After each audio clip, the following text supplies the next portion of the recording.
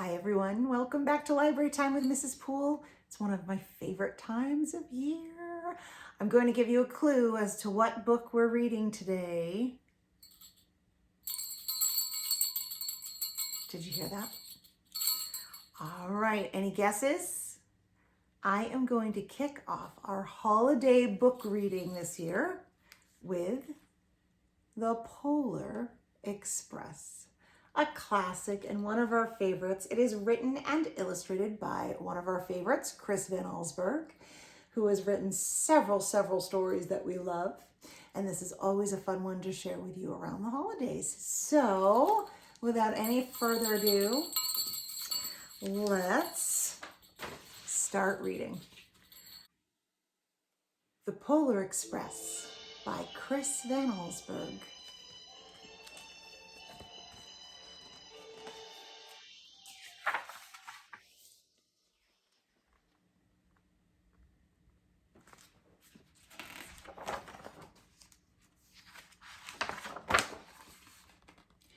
On Christmas Eve, many years ago, I lay quietly in my bed. I did not rustle the sheets. I breathed slowly and silently.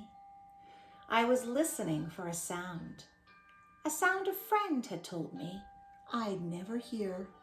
Ringing bells of Santa's sleigh. There is no Santa, my friend had insisted, but I knew he was wrong. Late that night, I did hear sounds, though not of ringing bells. From outside came the sounds of hissing steam and squeaking metal. I looked through my window and saw a train standing perfectly still in front of my house.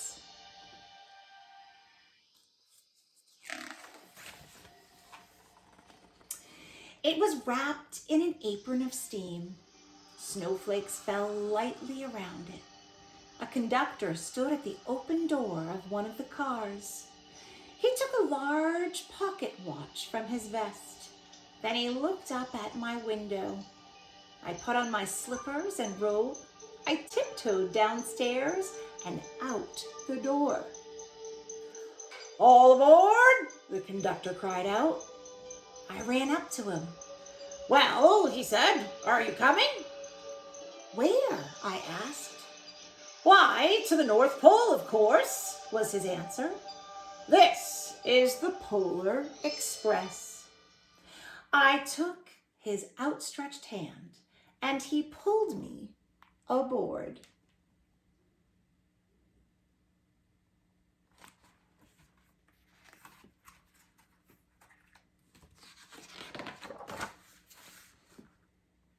The train was filled with other children, all in their pajamas and nightgowns. We sang Christmas carols and ate candies with nugget centers as white as snow. We drank hot cocoa as thick and rich as melted chocolate bars. Outside, the lights of towns and villages flickered in the distance as the Polar Express raced northward.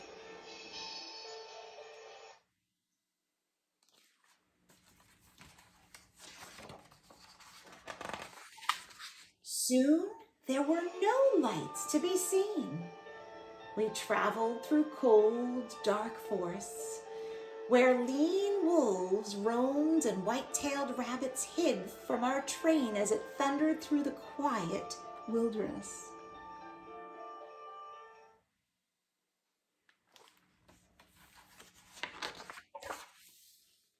We climbed mountains so high it seemed as if we would scrape the moon.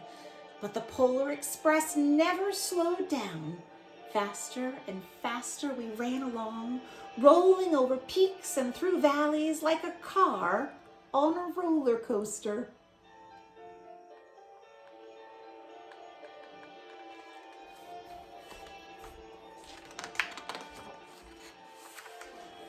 The mountains turned into hills, the hills to snow-covered plains. We crossed a barren desert of ice, the great polar ice cap. Lights appeared in the distance. They looked like the lights of a strange ocean liner sailing on a frozen sea. "There," said the conductor, "is the North Pole."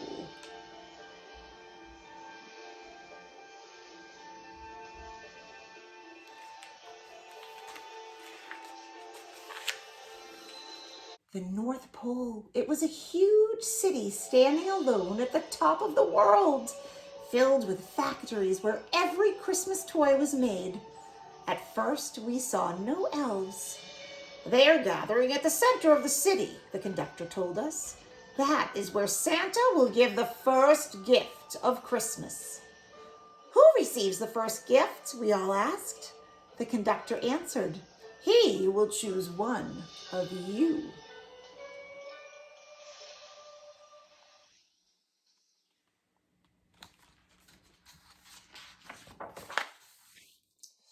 "Look!" shouted one of the children. "The elves!" Outside, we saw hundreds of elves. As our train drew closer to the center of the North Pole, we were slowed to a crawl. So crowded were the streets with Santa's helpers. When the Polar Express could go no further, we stopped and the conductor let us outside.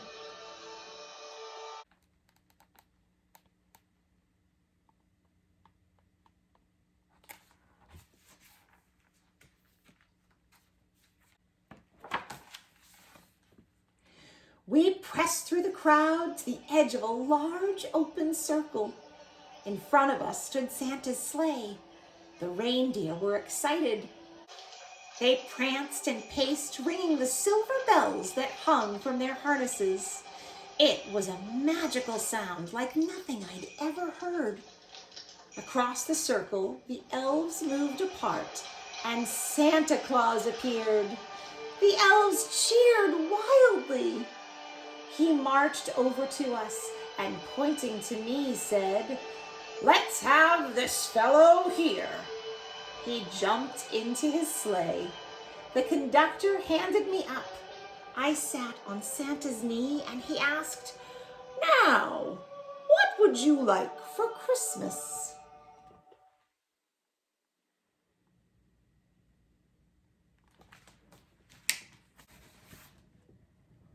I knew that I could have any gift I could imagine. But the thing I wanted most for Christmas was not inside Santa's giant bag. What I wanted more than anything was one silver bell from Santa's sleigh. When I asked, Santa smiled. Then he gave me a hug and told an elf to cut a bell from a reindeer's harness. The elf tossed it up to Santa. He stood holding the bell high above him and called out, "The first gift of Christmas."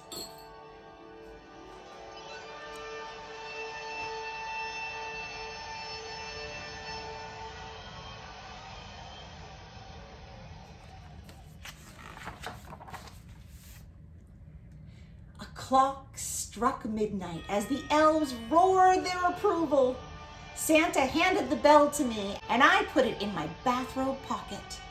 The conductor helped me down from the sleigh. Santa shouted out the reindeers' names and cracked his whip. His team charged forward and climbed into the air. Santa circled once above us, then disappeared in the old, dark polar sky.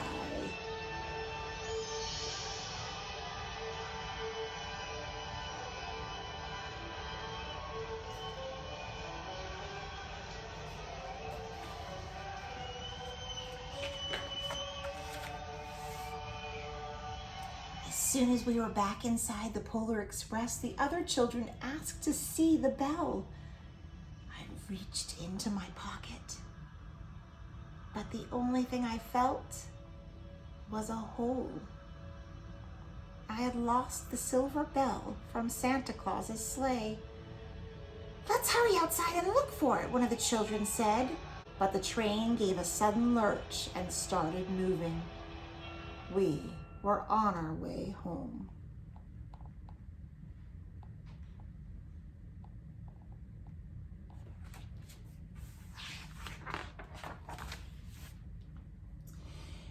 broke my heart to lose the bell. When the train reached my house, I sadly left the other children. I stood at my doorway and waved goodbye.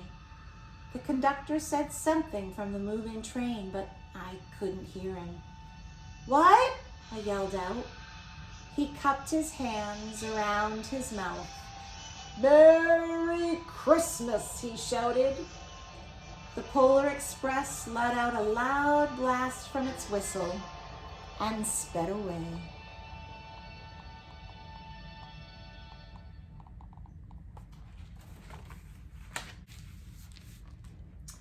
On Christmas morning, my little sister Sarah and I opened our presents.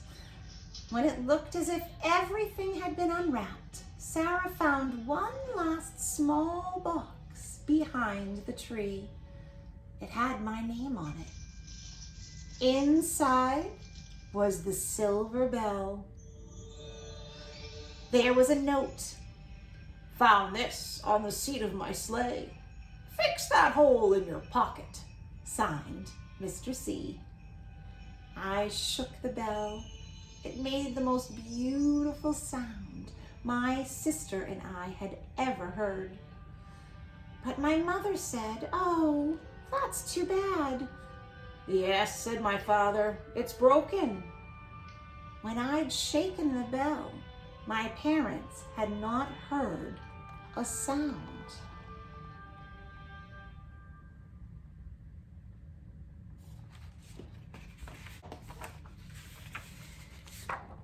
At one time, most of my friends could hear the bell. But as years passed, it fell silent for all of them. Even Sarah found one Christmas that she could no longer hear its sweet sound. Though I've grown old, the bell still rings for me as it does for all who truly believe.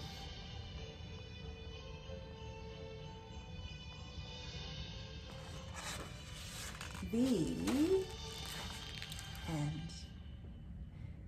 That is the Polar Express. I hope you guys enjoyed listening to it. It is the first of many holiday stories I have coming up ahead for you guys. So, The Polar Express by Chris Van Allsburg. Happy holidays and happy reading.